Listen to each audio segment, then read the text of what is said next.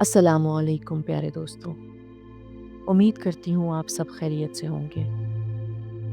دوستوں، آج کی ویڈیو میں ہم جانیں گے کہ رسول اللہ صلی اللہ علیہ وآلہ وسلم جنگ کے دنوں میں کون سی خاص دعا پڑھا کرتے تھے۔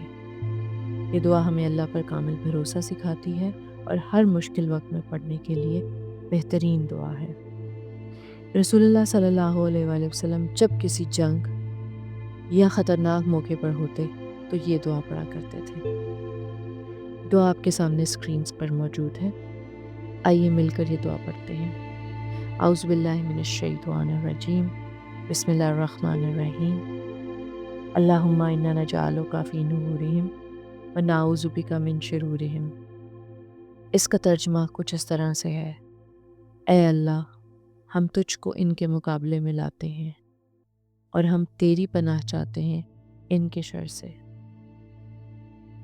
یہ دعا صرف جنگ کے وقت کے لیے نہیں، بلکہ جب بھی آپ کو کسی خطرے، دشمنی یا کسی کی طرف سے شر کا خدشہ ہو تو آپ یہ دعا پڑھ سکتے ہیں۔ دوستو، اگر آپ کو یہ دعا فائدہ مند لگی ہو تو اسے زیادہ سے زیادہ لوگوں کے ساتھ شیئر کریں تاکہ ہر کوئی محفوظ رہ سکے۔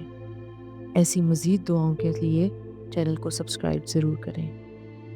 اللہ تعالی ہم سب کو اپنے حفظ و امان میں رکھے، آمین۔